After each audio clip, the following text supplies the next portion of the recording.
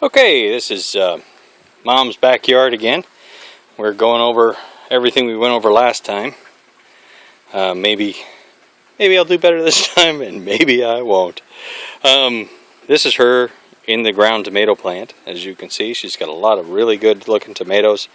Really heavy. Some of them are starting to ripen. Looking really nice. Her broccoli is, well, you know, still not making heads on it. It's got some strange kind of looking things that might end up being broccoli heads someday. We don't know. Looks like she cut the top off of that one. Her pumpkin is still doing gangbusters. That's me falling to my death again. But, you know, the pumpkin is still doing well. And I don't know if you can see it or not, but there's that little fella. He's going to be a pumpkin someday. He's going to grow up. And there are a couple others I can see. That's the zucchini. She's already picked a couple of zucchinis that are ready to go, and she's got a couple more that are ready to eat. And here's the grow bed. The grow bed has exploded. I don't know if it's just the fact that we put the extra fish in it, or if it's the fact that we've had 90-degree plus days here. But these grow beds are doing fantastic. The cauliflower is probably, I'd say, easily twice as big as it was 2 weeks ago. The lettuce is actually getting a little leggy, and we should have pulled that and eaten it already, I think. But what are you going to do? The celery on the far side, and that over there is fennel. These are the celery, or the celeries, cauliflowers.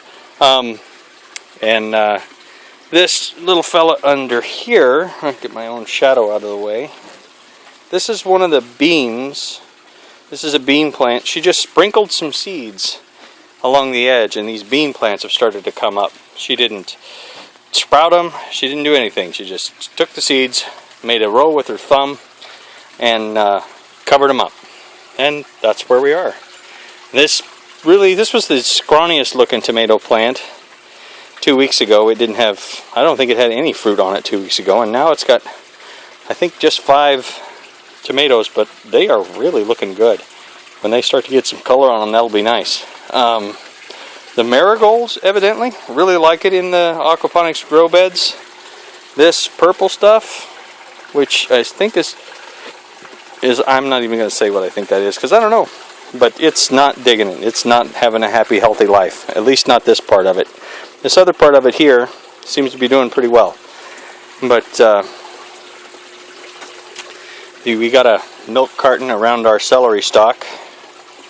And there's the cherry tomatoes on this thing are just looking gorgeous. They are just about ready to eat, I think. We can pull those off any time now. And then we get to our new floating raft herb reservoir, and we've definitely gotten mixed results here. There's no growth explosion, but these guys look okay. I don't know if you can see this. It looks pretty washed out on the video screen, but nothing on this side has died.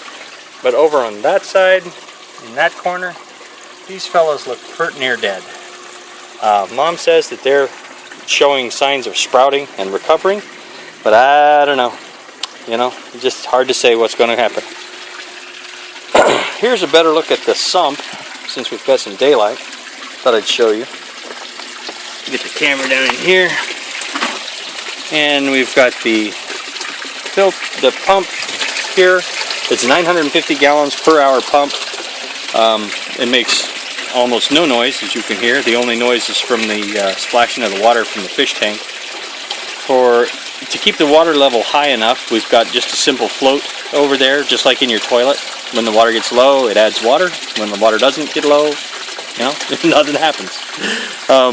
All the grow beds overflow into this sump. I'm going to try and get you a look at that.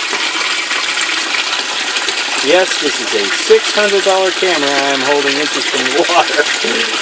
That constant flow you see there is the floating raft grow bed, and those other 2 pipes those are for the media beds. They should fill and drain at regular intervals. I don't know if all you heard there was just splashing of water from the fish tank or not. But here I'm implementing my floating ring. This styrofoam ring is going to hopefully still the waters so that the duckweed will grow around it, and yet we'll still have plenty of aeration. Kind of not sure how well that's going to go or anything. We'll see.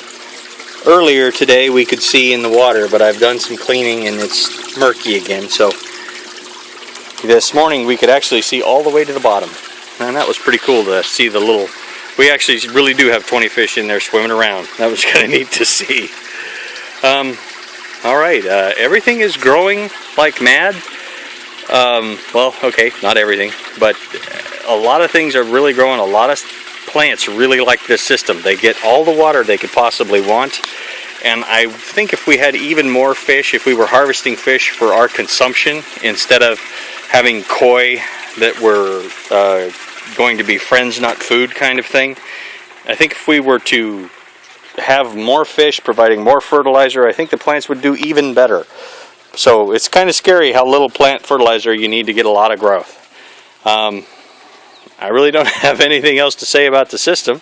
If you have any questions, let me know and I'll be sure and elaborate on anything. Have a great day. Bye.